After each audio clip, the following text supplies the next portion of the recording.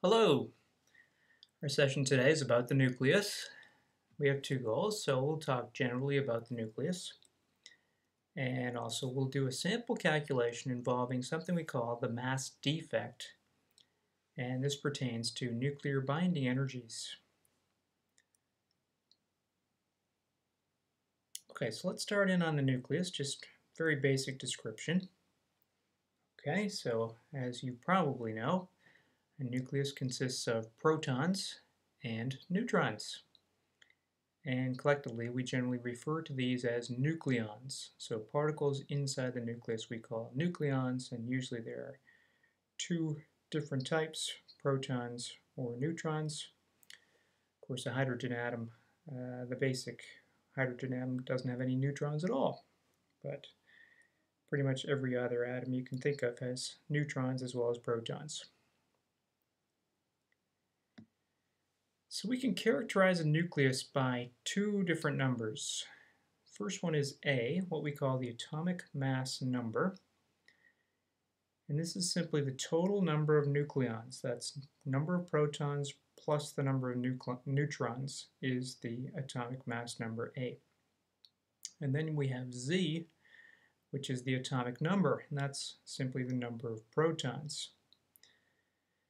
Okay, so if we call the number of neutrons N, we have A, the atomic mass number, equals N plus Z. And we have some notation, and so we sort of denote a nucleus in a form like this. Generically, we say X is kind of the chemical symbol here, so A will be the atomic mass number, and Z in front down below is the atomic number. And here's an example, 2713 aluminum. And this is a little bit redundant, this notation, of course, because if it's aluminum, then by definition, Z equals 13. Anything with Z equals 13 is aluminum. You can have a different number of neutrons, but you gotta have 13 protons if you want to call yourself an aluminum nucleus. Okay, so we can have 2813 aluminum, 2613 aluminum, etc., etc., etc. But they're all 13 if they're aluminum. Okay, fine. How big is a nucleus?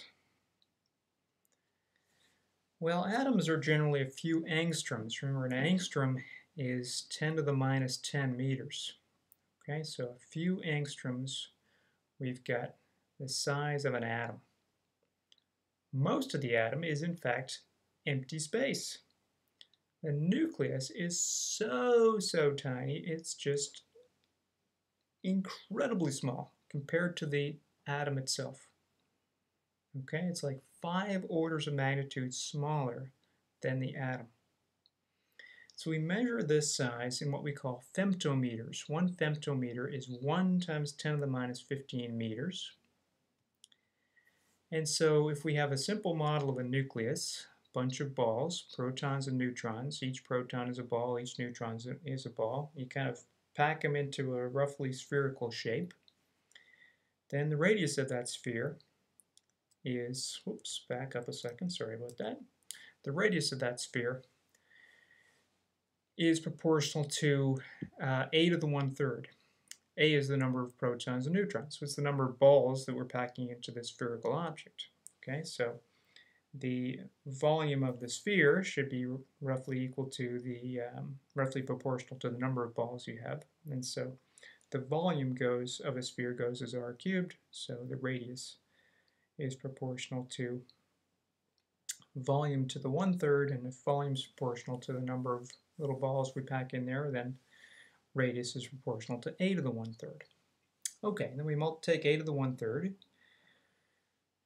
multiply by 1.2 times 10 to the minus 15 meters, and you have roughly an approximate radius for your nucleus. Okay, but it's just unbelievably small. Okay, so it's roughly 5 orders of magnitude smaller than the atom itself. And then the remaining bits of the atom are electron clouds and mostly nothingness. Okay, so let's go on and talk about the atomic mass unit.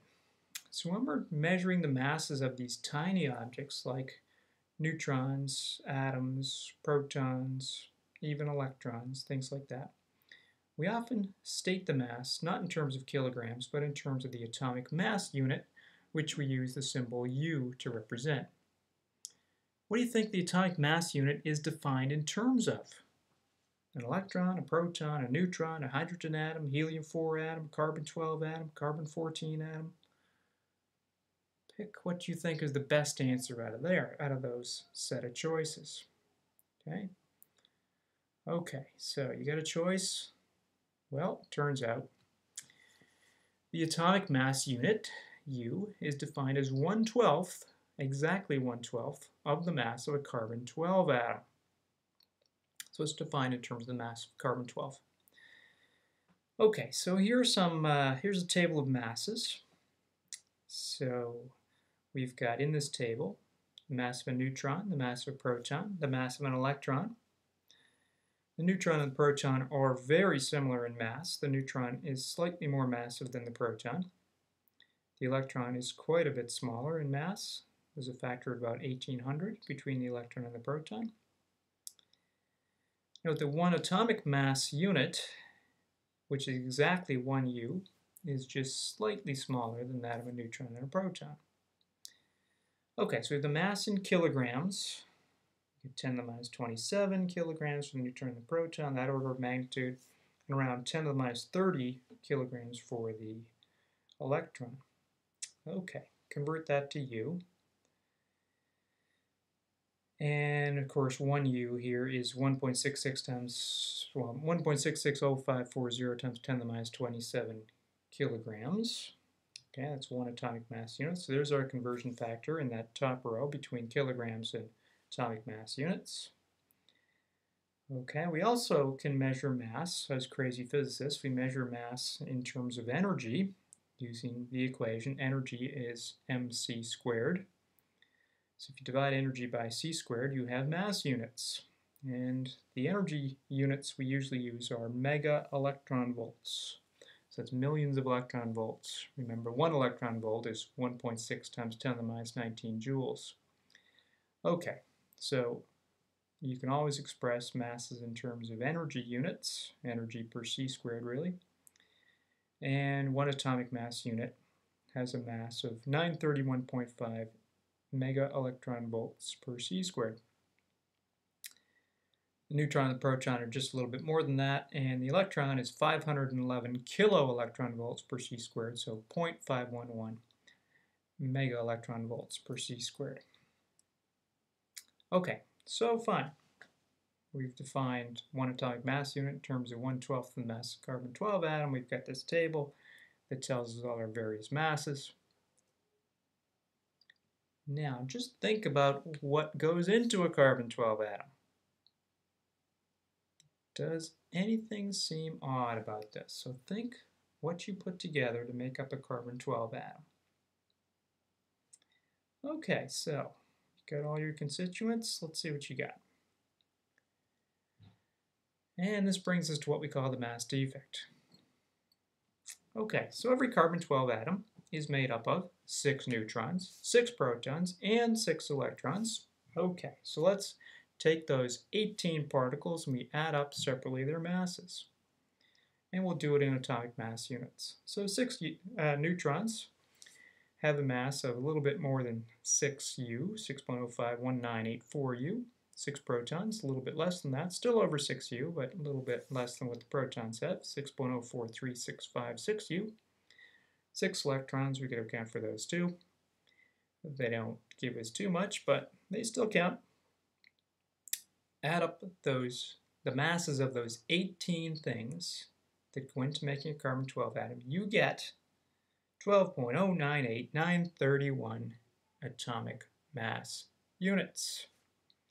On the other hand, you assemble these 18 things into a carbon-12 atom.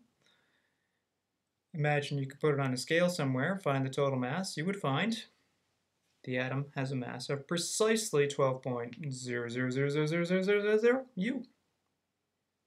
Okay. So this is a little bit weird, right? If you took 6 ping pong balls and 6 baseballs and 6 basketballs and put them in a box and figured out the total mass of the box, it would correspond very closely to the total mass of those 18 things.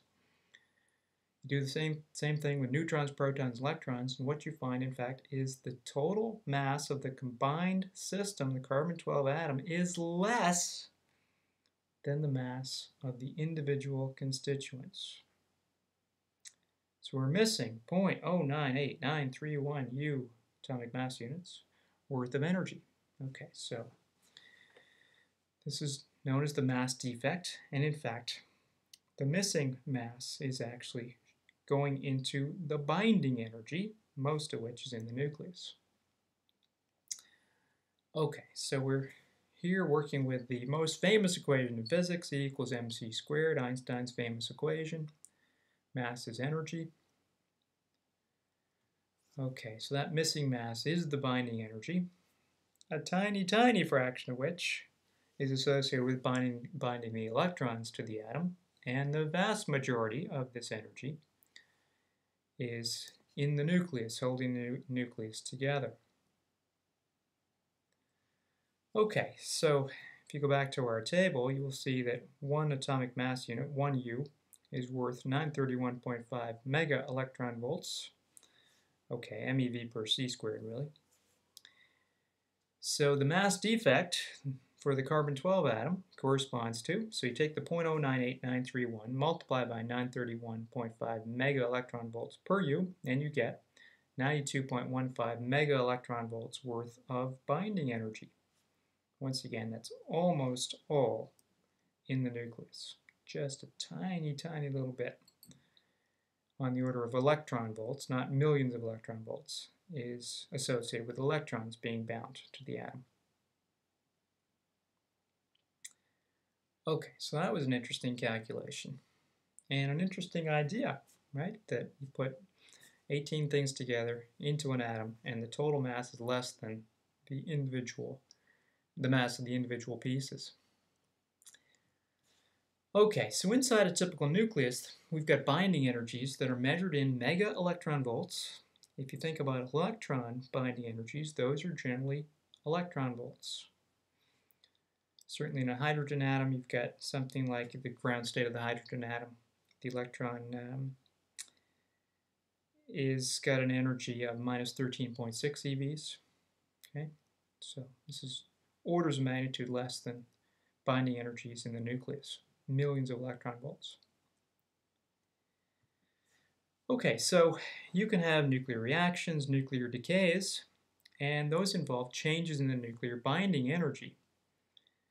And so when you do this, when you make changes in the nuclear binding energy, that you're really talking about changes on the order of magnitude of millions of electron volts. And so this is why nuclear reactions give you so much more energy than do chemical reactions. Chemical reactions involve changes in electron binding energies. They're measured in electron volts. Nuclear reactions involve changes in nuclear binding energy. Those are measured in mega electron volts. Okay, and just to follow up on the previous slide, this is why people want to use nuclear power generation to generate electricity, because you get a lot more energy out of breaking bonds, in some sense, in the nucleus than you do with electrons. Okay, so let's consider what holds the nucleus together. So we pack a few protons and a few neutrons together, and these are packed together in an incredibly small space, right? Measured in femtometers, 10 to the minus 15 meters. So consider the various forces we know about. Which of these forces do you think is responsible for holding the nucleus together? Okay, so we have gravity, tension, love, love? Well, I guess we never talked about that. But anyway, we all know that love keeps things together too. Electrostatic force, magnetic force, none of the above. What do you think is the best answer for those things. Remember, these things are packed together so closely together, right? So R is very small, 10 to the minus 15 meters. So let's think about it. So let's consider the gravitational force. Gravitational force attracting these things to each other is, well, it involves 1 over r squared. R is getting really small. Okay. On the other hand, we've got protons in there that are this close together too. Okay, same R. And if you look at the gravitational force between protons and the electrostatic force between the protons, that of course is a repulsive force. Gravity is attractive. The electric force is orders and orders of magnitude much larger than the gravitational force. So there's this massive force that's actually repelling the protons inside the nucleus. Gravity can't hold these together. Physicists tend not to believe in love when we're talking about the nucleus, so we're going to rule that one out. It's not magnetism. It's not tension. No little strings in there. Well, I've heard about string theory, but this is not what holds the nucleus together. So we're going to invent a new force, and this other force is known as the strong nuclear force. Okay, so what is it? It's a very strong attractive force involving protons and neutrons. So neutrons attract one another via the strong nuclear force. Protons attract one another via the strong nuclear force. Protons attract neutrons via the strong nuclear force. It's a very strong attractive force as long as you're separated by a few femtometers. And actually, when you get really, really close, it's repulsive, which really explains why these guys don't fall together in basically an infinitely small size.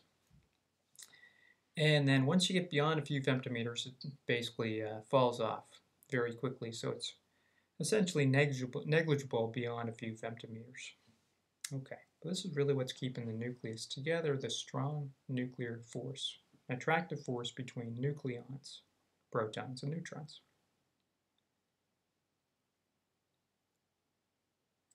Okay, so more about the strong force.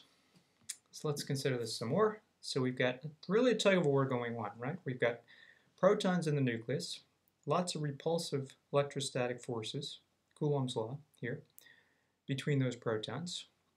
And then we've got the attractive force coming from the attraction between the various nucleons, protons and neutrons. And so what happens here is that when you're kind of low down on the periodic table, you have a very low atomic number, then stable nuclei tend to have about the same number of neutrons and protons. Okay, but as Z gets larger, you tend to need more neutrons than protons. You get sort of the more protons you put in there, the more repulsion you have, and so you need some extra neutrons to balance that out with a strong nuclear force. And as you keep adding things into your nucleus, eventually you reach a point beyond which there are no stable nuclei whatsoever. And there's a certain bismuth nucleus. It's got 83 protons and 126 neutrons. You can see we've got, 43 more neutrons than protons here. So we're adding a lot more neutrons than protons to keep this nucleus together. Every neutron you add gives you more strong force attractions, whereas every proton you add gets you lots of repulsion. And beyond this, things are radioactive. Okay, so they're unstable and they will naturally break up into smaller pieces. And this is known as radioactive decay. And of course, even some smaller things are radioactive too. Okay, but this is basically the biggest, highest Z nucleus, this bismuth nucleus with 83 protons and 126 neutrons. Okay, so let's have a quick look at what we call the chart of the nucleotides. This is taken from Brookhaven National Laboratory on Long Island. And so you can see at the bottom left, we're down at the bottom of the periodic table, where the N number of neutrons increases as you go to the right. Z, the number of protons, increases as you go up the chart. So at the bottom left corner, we've got hydrogen. Okay, so hydrogen's way down there. And then for a while, the stable nuclei, those are the black ones in the chart. Those are the stable nuclei. They follow the Z equals N line. But as you get up beyond around Z equals 20, N equals 20, you can see that zone of stable nuclei falls significantly below the Z equals N line, and you need to add more neutrons in there, a bigger number of neutrons than you have protons to keep those nuclei together. Okay, you can even see that bismuth one we just talked about, just above the Z equals 82 line, and at N equals 126. There's one little black nucleus, and that's that bismuth one we just talked about. And then you get various unstable nuclei, and the colors here on this particular chart denote the half-life. Okay, so the yellows are really, really unstable. They decay very quickly. They're very far from this zone of stability, which is this black spine in the middle. And then the greens are a little more stable than the yellows, and the light blues a little more stable than the greens, and then the dark blues are more stable than the blues, but they don't last forever. They still have half-lives, and they will still decay. Okay, and then we've got these funny numbers on here, right? There are lines at N equals 8, N equals 20, N equals 28, 50, 82, 126. Also, Z equals 8, 20, 28, 50, 82. Okay, and as you probably know from chemistry, there are kind of some filled shells. You can get filled shells in chemistry with the electrons, right? And they happen at certain numbers of electrons. You get filled shells, which are very stable. And the same thing happens inside the nucleus. So these numbers, 8, 20, 28, 50, 82, 126, are known as magic numbers. And things tend to be a little more stable when they have magic numbers of neutrons or protons. For instance, if you go along the Z equals 50 line, right in the middle there's a big long set of stable nuclei there. It's quite long. And you can see that at other values of Z. And also up the N equals 50 line, there's quite a long line of stable nuclei in the middle as you go up there. Okay.